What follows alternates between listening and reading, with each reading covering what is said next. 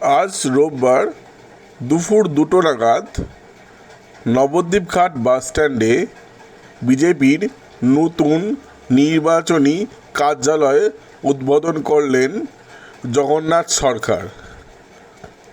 এদিন জগন্নাথ সরকারের সাথে উপস্থিত ছিলেন বিজেপির জেলা সভাপতি পার্থসারথী চট্টোপাধ্যায়। আজকের এই নির্বাচনী কার্যালয়ের যে নির্বাচন সামনে আর সেই নির্বাচন প্রক্রিয়াকে সেই নববর্ষের এই দিনে আমরা সকলে মিলে স্থির করেছি এবং আজকে আমাদের মধ্যে আমাদের সম্মানীয় আমাদের প্রিয় সাংসদ এবং দ্বিতীয়বারের জন্য মনোনীত প্রার্থী রানাঘাট লোকসভা কেন্দ্রের সম্মানীয় শিক্ষক জগন্নাথ সরকার মহাশয়, তিনিও আমাদেরকে সময় দিয়েছেন। আজকের এই যে আমাদের দক্ষ সংগঠক বিধায়ক সম্মানীয় পার্থসারথী চ্যাটার্জি মহাশয়, আমাদের জেলা সভাপতি মহাশয়কে আমরা আমাদের সাথে পেয়েছি। আমাদের মধ্যে উপস্থিত আছেন রাজ্য কমিটির শিক্ষক গৌতম পাল মহাশয়, আমাদের দুজন কনভেনার সম্মানীয় জীবন কৃষ্ণ সেন মহাশয় এবং শশধর নন্দী, এবং আমাদের জেলার অন্যতম সহসভাপতি রবি চক্রবর্তী, যার মণ্ডলের ভোট তো চলেই এলো, আজকে এই যে নতুন কার্যালয় উদ্বোধন করলেন, তো এখানকার যে দলীয় কর্মীরা তাদের কাছে কি এটা নতুন অক্সিজেন? এটা স্বাভাবিক নিয়মে বিধানসভা অনুযায়ী একটা করে কার্যালয় আমাদের দরকার। এটা টেম্পোরারি, কারণ নির্বাচন মিটলেই এ কার্যালয় আর থাকবে না। তাই নির্বাচনকালীন নির্বাচনী বিধানসভা কার্যালয় সব বিধানসভাতেই হয়েছে। আমরা সর্বশেষ নবদ্বীপে আজকে কার্যালয় উদ্বোধন করতে পারার কারণে অবশ্যই কর্মীরা উৎসাহিত হবে। এখান থেকে নির্বাচন পরিচালনা হবে, একটা সেন্টার দরকার, সেটা হলো বলে সবাই আমরা খুশি এবং আমাদের কাজের গতি আরও দ্রুত ছড়িয়ে পড়বে, গ্রামে গঞ্জে বৃদ্ধি পাবে, এ ব্যাপারে নিশ্চিত। আগামী ভোটে মানুষের কাছে কি বার্তা রাখছেন? দেখুন, সাংসদ হিসাবে আমি সাংসদ হওয়ার পর নবদ্বীপের জন্য যে কাজ করার চেষ্টা করেছি, সঙ্গে সঙ্গে করোনা হয়েছিল আপনারা জানেন, তাই করোনাকালীন সময়ে একটি এখানকারই মহেশগঞ্জ হসপিটালে অক্সিজেন উৎপাদক যন্ত্র দেওয়া হয়েছে করোনার মুমূর্ষু রোগীদের জন্য। এছাড়াও গ্রামীণ এলাকায় যে এলাকা যোগাযোগ করেছে তাদের জন্য একটা করে লাইট সেই বুথে বুথে আমি যেমন দিতে পেরেছি। সর্বোপরি করোনার কাছ থেকে ডিজাস্টার ম্যানেজমেন্টের তহবিল, কেন্দ্রীয় তহবিলে মোদিজি নবদ্বীপ শহরে একটা 100 বেডের হসপিটাল করে দেওয়া হয়েছে, কমপ্লিট হয়ে গেছে, কিন্তু উদ্বোধন করেননি। তাহলে কেন্দ্রীয় প্রকল্প প্রচার হয়ে যাবে। রংটা নীল সাদা করে দিলেও ওটা 100% মোদিজি এটা কেন্দ্রীয় তহবিলের টাকায় হচ্ছে।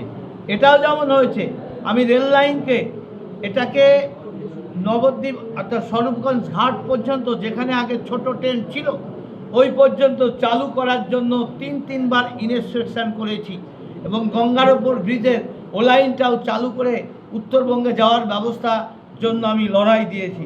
কিন্তু দুর্ভাগ্য, এই জমি অধিগ্রহণ রাজ্য সরকার করেনি। করিমপুর পর্যন্ত রেল লাইনও পৌঁছে দেওয়া যাবে জমি অধিগ্রহণ হলেই। তাই আমি বাধ্য হয়ে এ প্রকল্প স্যাংশন হলেও আমরা আমঘাটা পর্যন্ত যে পরীক্ষামূলক ট্রেন গত 27 তারিখে চলেছে, তাই ইতিমধ্যেই চালু হয়ে যাবে এ ট্রেন। এই কৃতিত্ব সম্পূর্ণ আমার। কিন্তু যাদের চোখে নেবা পড়েছে, যারা বন্যান্ধতায় ভোগে, গৈরিক উন্নয়ন কিছু দেখতে পায় না, তারা বলে জগন্নাথ সরকার কিছু করেননি। আমরা করিনি, ওরা করেছে অনেক কিছু। কি করেছে? রেল লাইনটা ঠেকিয়ে রেখেছে, নবদ্বীপ ঘাট পর্যন্ত রেলটাকে তারা ঠেকিয়ে রেখেছে। ওই উৎপাদন একটা 100 বেডের হসপিটাল তারা উদ্বোধন করেননি, ঠেকিয়ে রেখেছে। বিভিন্ন প্রকল্প বাবদ পৌরসভায় আমি যত স্কিম দিতে চাই তারা কোনো দিন নেয়নি। তাই এইভাবে স্কিমগুলো ঠেকিয়ে রেখে যেমন কাজ করেছে, আরও কিছু করেছে। কেন্দ্রীয় প্রকল্প খেয়েছে তারা, ওই 100 দিনের কাজের যে টাকাটাও ভুয়ো জব কার্ড করে খেয়েছে, বাড়ি দেওয়ার টাকার কাটমানি খেয়েছে। তাই এরা অনেক কিছু খেয়েছে, লোকে বলে পায়খানাও খেয়ে বসেছে। তাই যারা নেগেটিভ দেখে বিজেপির, তারা বাংলাটার সর্বনাশ করছে। তাই বাংলার মানুষ এদের হাত থেকে মুক্তি চাইছে। এমপি মুকুটমণি অধিকারী সম্বন্ধে কি বলবেন? কিন্তু তার লজ্জা হওয়া উচিত। তিনি অন্য দলে নাম ঘোষণার সঙ্গে সঙ্গে আমরা দেখেছি আমাদের দলে যিনি তৃণমূল থেকে এসছেন, তিনি আগে পদত্যাগটা করে একটা ভদ্র দলে এসছে। আমাদের দল এরকম হলে তাকে নিতামই না, যে তুমি আগে বিধায়ক পদ ছেড়ে দিয়ে আমাদের দলে আসো। আর নির্লজ্জ বেহায়ার দল বলেই এটা করতে পারে, চোরের দল বলেই এটা করতে পারে। তার হিম্মতটাকে আগে পদত্যাগ করুক, তারপর এমপিতে দাঁড়াক। আর জনতা ওই তার মির্জাফরের নদিয়া মির্জাফর যে কত ক্ষতি করতে পারে মানুষ জেনেছে, তাই মির্জাফরের শায়েস্তা ভোটের মাধ্যমে করে দেবে। আমরা জিতব, এবং গত 19-এ যে নির্বাচন হয়েছিল তার থেকে ডবল ভোটে আমরা জিতব। অর্থাৎ 2,34,000 সেটাকে পার করে 4 লক্ষ ভোটে আমরা জিতব। আজকে এখানে আমরা সেই বার্তাটাই মানুষের কাছ থেকে পাচ্ছি। মানুষের কাছে আমাদের নতুন করে বার্তা দিতে হচ্ছে।